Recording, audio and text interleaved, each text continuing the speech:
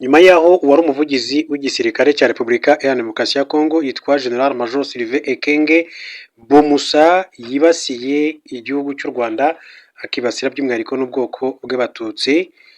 Ni kimwe mu byakomeje kugenda bigarukwaho cyane mu bitangazamakuru bitandukanye by'imbere mu gihugu cy'u Rwanda muri RDC ndetse n'ibitangazamakuru mpuzamahanga. Imiryango mpuzamahanga nayo yagiye isohora amatangazo atandukanye ivuga yuko imvugo yakoresheje kuri radiyo na televiziyo by'igihugu itari ikwiriye. Mu by'ukuri byaje kurangira uwitwa Perezida Felix Tshisekedi Tshilombo asohoye itangazo rimuhagarika, ndetse n'imiryango itandukanye iracyavuga ko akwiye kugezwa imbere y'ubutabera.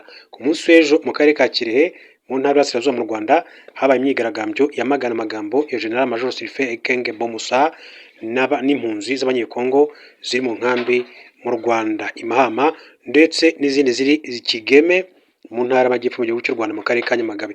Hanyuma nyuma y'ayo magambo ya General Major Sylvain Ekenge Bomusa, ndagira ngo mbabwire ko hari andi magambo akomeye cyane kandi nabwo navuga ngo yibasira igihugu cy'u Rwanda, nayo yatambukijwe ku munsi w'ejo na Minisitiri w'Ububanyi n'Amahanga wa Repubulika ya Demokarasi ya Kongo yitwa Thérèse Kayikwamba Wagner.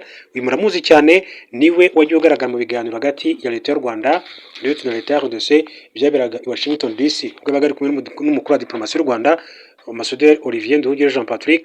Hanyuma rero nyuma y'ayo magambo akomeye cyane yayo yavuze asa nkaho yishongora ku gihugu cy'u Rwanda cyangwa se avuga nabi igihugu cy'u Rwanda, ntabwo u Rwanda rwarebereye kuko biciye muri Minisiteri y'Ububanyi n'Amahanga Minafet, Minisitiri w'Ububanyi n'Amahanga Ambassadeur Olivier Nduhungire nawe amaze gusora itangazo rikomeye, amaze kuvuga amagambo akomeye cyane ku magambo yatangajwe na Kayikwamba Wagner. Mbere yuko tugaruka kuri aya magambo uko ibintu byose byifashe kugeza magingo ngaya, uko umwuka mubi ukomeje gututumba hagati y'u Rwanda na Repubulika ya Demokarasi ya Kongo, reka mbanze mbahe inshamake mu makuru mu minota mike cyane yuko ibintu byifashe muri Repubulika ya Demokarasi ya Kongo ndetse n'ahandi hirya no hino muri rusange.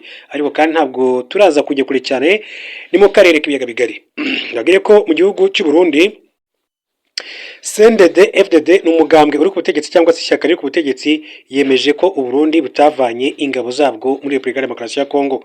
U Burundi biciye mu ishyaka riri ku butegetsi CNDD FDD muri iki gihugu bwemeje ko butigeze bucyura ingabo bwohereje kurwana mu ntambara muri Repubulika Iharanira Demokarasi ya Kongo. Ayo makuru yemejwe n'umunyamabanga mukuru wa CNDD FDD Reverien Ndikuriyo mu kiganiro agirana n'abanyamakuru kuri uyu wa gatanu tariki ya 2 Mutarama 2026. Yagize ati dufite amasezerano atwemerera kujya gutabara muri Kongo turi by'abanyekongo, ati ingabo z'u Burundi ziracyariyo. Ndikuriyo yemeje ko u Burundi bugifite ingabo mu burasirazuba bwa RDC, mu gihe amakuru yavugaga ko ubwo ingabo z'iki gihugu zatsindirwaga mu mirwano yasize inyeshyamba z'umutwe wa M23 zigaruriye umujyi wa Uvira cyahise gicyura ingabo zacyo. Bivugwa ko inyinshi mu ngabo z'u Burundi zatashye hagati y'itariki ya 16 n'itariki ya 17 zinyuze mu kiyaga cya Tanganyika. Ari makuru akavuga ko hari batayo eshatu z'ingabo z'u Burundi zaba zarasigaye mu mujyi wa Baraka ho muri teritwari ya Fizi, ndetse ko u Burundi buteganya kuzohereza kurwana zambaye impuzankano y'ingabo za leta ya Kongo. Akaba rero Reverend Ndikuriyo ni umunyamabanga mukuru cyangwa se navuga ko ni umuyobozi w'ishyaka riri ku butegetsi rya CNDD FDD, niwe wagarutse kuri ayo magambo. Ku rundi ruhande, mbere yuko twinjira ku nkuru yacu nyirizina tureba hamwe amagambo yavuzwe na Thérèse Kayikwamba Wagner, reka mbabwire ko ati ikosa AFC 23 yeruriye Amerika ko itakongera gukora. Umutwe wa M23 uravuga ko mbere yuko uvana ingabo zabo mu mujyi wa Uvira weruriye leta zunze ubumwe za Amerika ko udashobora kongera gukora ikosa ryo kwemerera ingabo zirwana ku ruhande rwa leta ya Repubulika Iharanira Demokarasi ya Kongo gusubira mu gace wavuyemo. Tariki ya 17 Ukuboza nibwo AFC 23 yavanye ingabo zabo mu mujyi wa Uvira yari maze iminsi 8 igaruriye nyuma yo kwirukanamo ihuriro ry'ingabo za leta ya Kongo. Kinshasa irimo FARDC, FDLR, ingabo z'u Burundi na Wazalendo. Perezida w'umutwe wa M23 akanaba muzabikorwa wungirije w'ihuriro AFC Bertrand Bisimwa yabwiye The New Times ko ingabo z'uriya mutwe zafashe icyemezo cyo kujya gufata Uvira mu rwego rwo gutabara abaturage bo muri ya mujyi wa kabiri munini cyane muri Kivu y'Amajyepfo nyuma ya Bukavu bari bamaze rero igihe batotezwa. Yagize ati muri Uvira hari politiki yo gutoteza abantu hashingiye ku moko nuko bagaragara. Yasobanuye kandi ko muri Uvira n'utundi duce tuyikikije abasivili b'abanyekongo bashimutwaga bakicwa bakameneshwa n'imitwe yitwaje intwaro ishyigikiwe na leta. Yakomeje agira ati leta yaje kwita iyi mitwe abakunda igihugu wazalendo, bivuze ko leta yahinduye abarwanyi b'abahezanguni intangarugero z'igihugu. Iki ati igihe twabirukanye muri Kivu y'Amajyaruguru, Bukavu n'ahandi, ati bahungiye muri Uvira bashinga umutwe wa politike n'igisirikare babifashijwemo n'ingabo z'u Burundi. Bafashe abanyamurenge bugwate bashyira Minembwe mu gufungwa ati gukomeye mu mezi abiri nta cyinjiraga cyangwa se ngo gisohoke. Banakoresheje drone mu kwica abantu ati byari ibintu bidashoboka kwihanganirwa, uko yagiye bivuga Bertrand Bisimwa. Kuri AFC M23 yavuye muri Uvira. Bisimwa yavuze ko kuva muri Uvira kwasabwaga na Leta Zunze Ubumwe za Amerika mu rwego rwo gutuma ibiganiro bya Doha bisubukurwa. Yagize ati twarabyemeye kuko kuri twe igisubizo cya politike nicyo cy'ingenzi kurusha intambara, ariko twabibukije ibyari byarabaye kera aho twavaga mu duce leta igahita idutera. Yatanze urugero rwa Warikare aho AFC M23 kandi yavuye ku bushake, ariko ingabo za leta zikaza zikica abasirikare n'abasivili zikanakoresha drone zirasa abasirikare barimo basubira inyuma. Nzima ati twabwiye abanyamerika ko tutazongera gukora iryo kosa, nituramuka dusubiye inyuma hagomba gushyirwaho ingabo zidafite aho zibogamiye zo kurinda abaturage bacu. Yavuze ko basabye ko hashyirwaho izo ngabo kuko bitashobokaga ko ingabo za leta zisubira aho zakoze ibibi byinshi. Yemeye ko hari icyo hagati yo kuva muri Uvira no kohereza izo ngabo kandi ko icyo gihe kigomba rero gucungwa neza.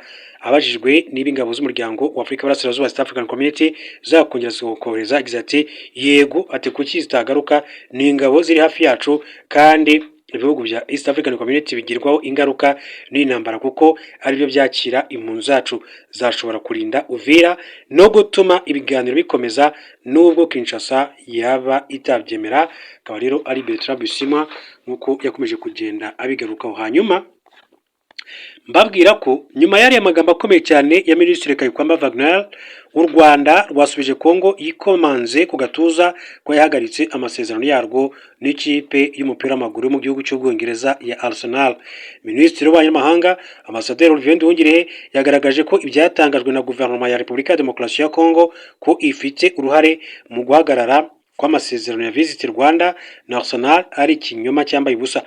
Mu ijoro ryo ku itariki ya mbere Mutarama 2025 nibwo kuri televiziyo y'igihugu ya RDC izwi nka RTNC Radio et Television Nationale du Congo hatambutse ikiganiro cya Minisitiri w'Ububanyi n'Amahanga Thérèse Kayumba Wagner agaragaza ibyo igihugu cyagezeho muri diplomasi, haba imbere mu gihugu, mu karere no ku rwego mpuzamahanga.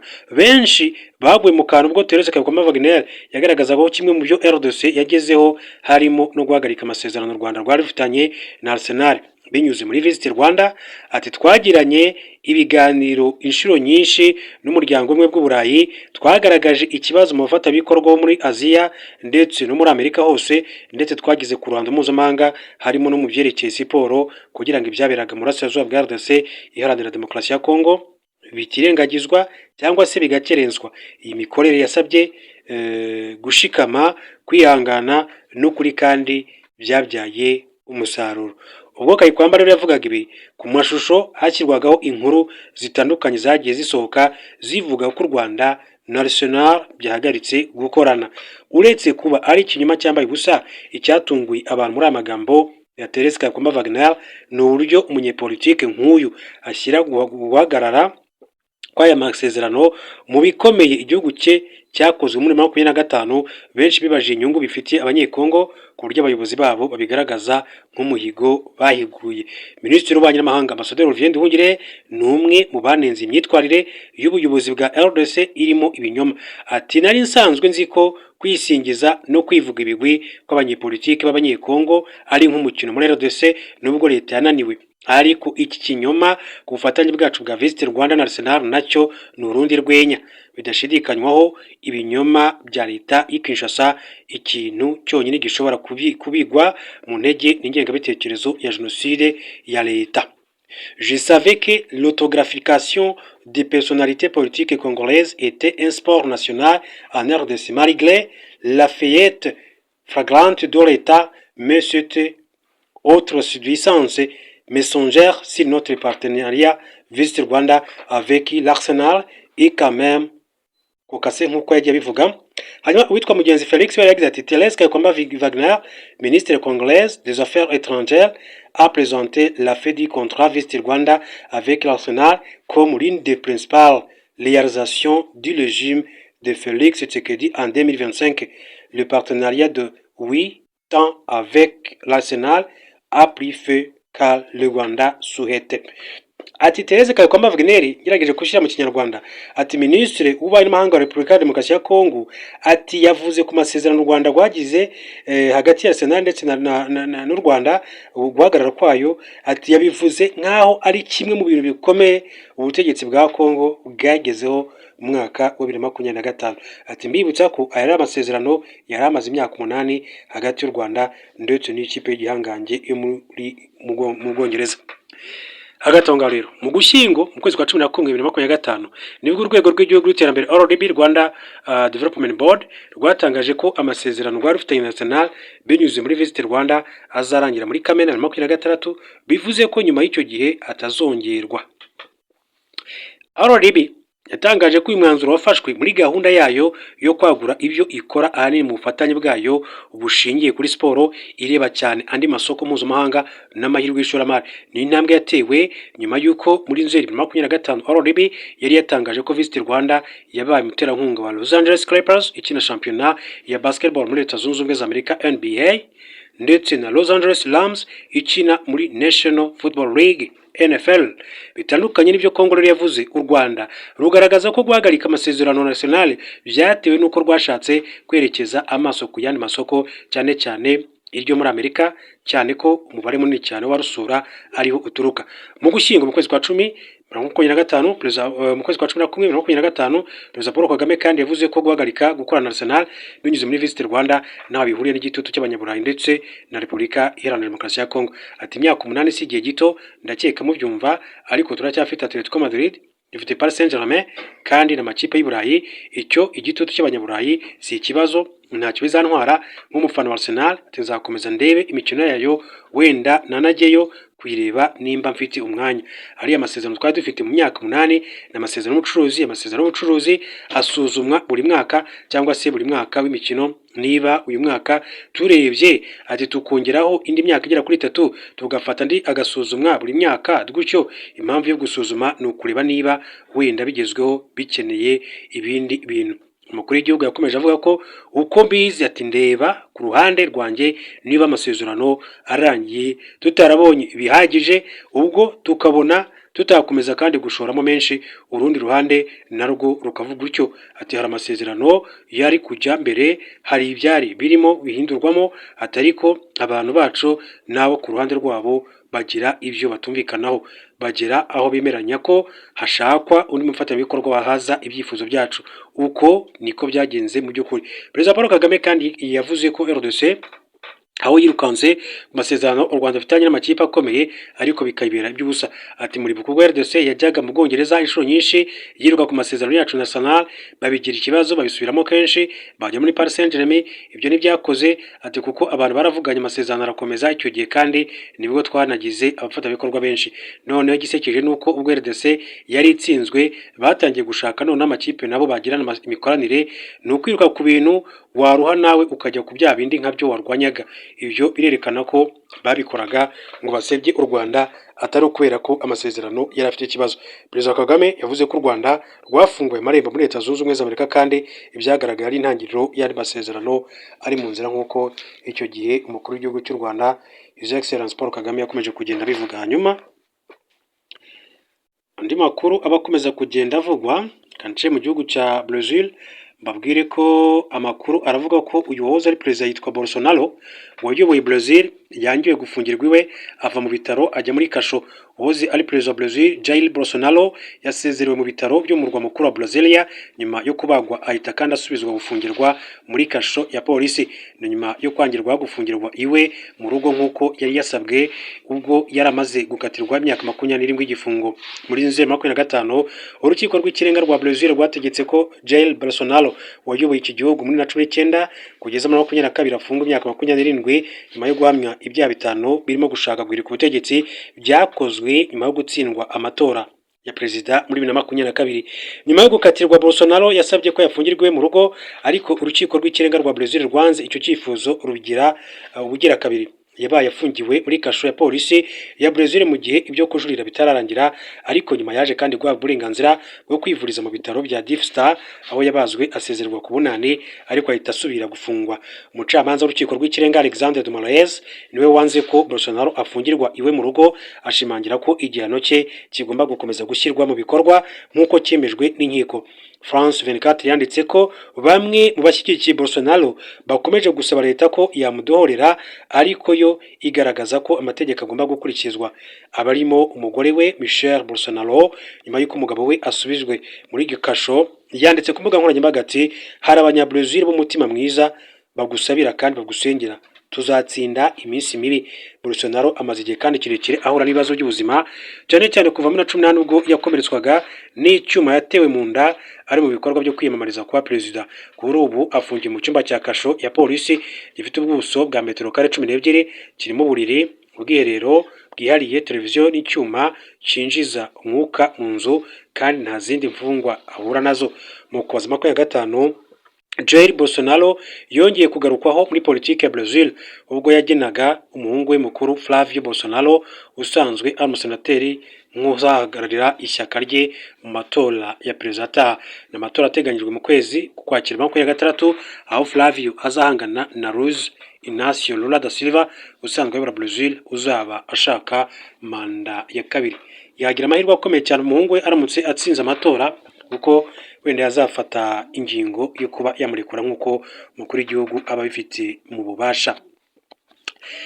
Muri RDC, ikigo cy'igihugu gishinzwe ubuzima rusange muri Repubulika Iharanira Demokarasi ya Kongo cyitwa INSP cyatangaje ko indwara y'ubushita bw'inkende izwi nka monkeypox yatangiye kugabanuka nyuma yo kwibasira icyo gihugu mu myaka 2 ishize, kuko abayisangamo ubu bageze hagati y'abantu 150 na 300 buri cyumweru. Umuhuzabikorwa wa rimwe mu mashami ya INSP, Christian Gandu, yavuze ko guhera muri 2024 ubwo monkeypox yakazaga umurego muri RDC kugeza muri 2025 imibare y'abandura indwara yagabanutse ku buryo bugaragara.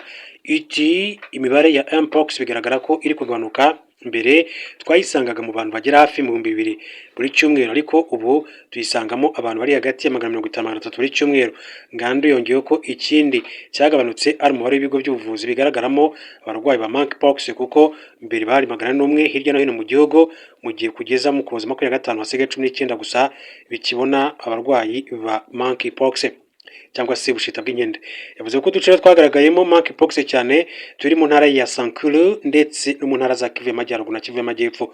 Nubwo igabanuka ry'indwara rishimishije, inzego z'ubuzima muri RDC zasabye abaturage gukomeza kwitwararika, by'umwihariko mu bice bikigaragara umutekano muke, aho kugera kuri serivisi z'ubuvuzi bigoye. Umuryango mpuzamahanga wita ku buzima OMS utera inkunga Repubulika ya Demokarasi ya Kongo mu guhangana n'indwara binyuze mu gutanga ibikoresho byo kwisuzumisha, amahugurwa ku bakozi n'ubuvuzi no kongera ubushobozi laboratwari zitandukanye.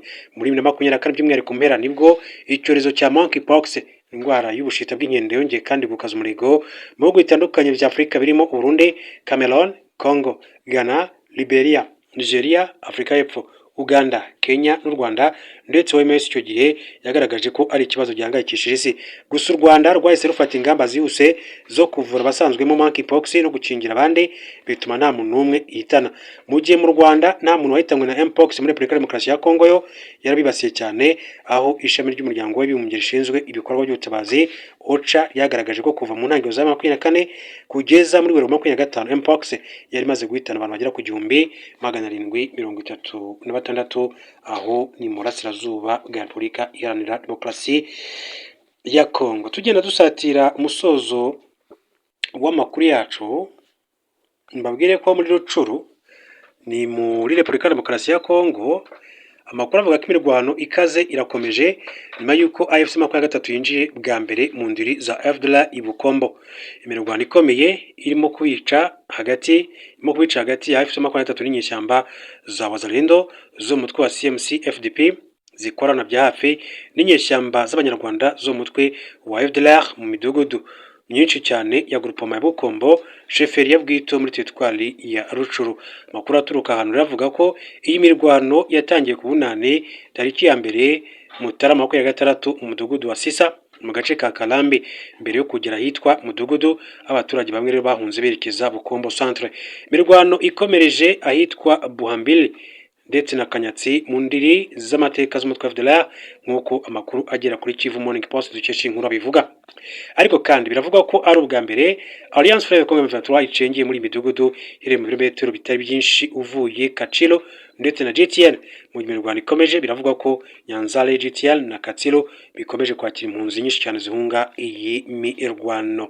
Iyi nkuru kandi ikomeza ivuga ko ibice byinshi cyane bikigenzurwa n'inyeshyamba za Wazalendo zo mutwe wa CMC FDP ndetse n'inyeshyamba za FDLR, bituma abaturage bakomeje kubahunga ku bwinshi bava muri ibyo bice bishyira mu kaga ubuzima bwabo. Nta mibare y'abapfuye cyangwa se ibyangiritse irashyirwa ahagaragara mu gihe imirwano ikomeje.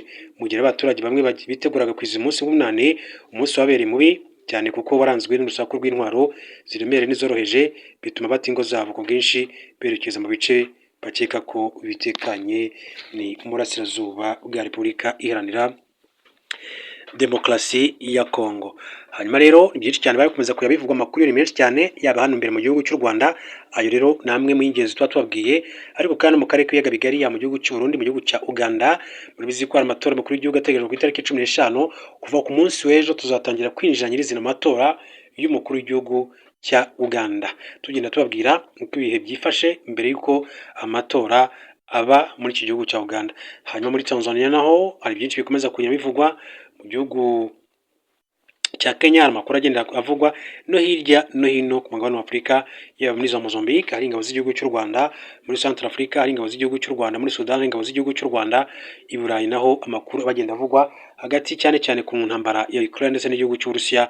Byose tuzakomeza kugenda tubagezaho 5 kuri 5 mu makuru yacu muri uyu mwaka wa 2026. Munyemerero mbashimire cyane, bashimira mwe mwamaze gukora subscribe, nawe mutarabikora mushobora kubikora murebye mu kweko buryanse ijambo subscribe cyangwa se abone kwa koshuri rw'igifaransa kugira ngo tujye gutunga amakuru yacu n'ingano byacu bije bita bibagera.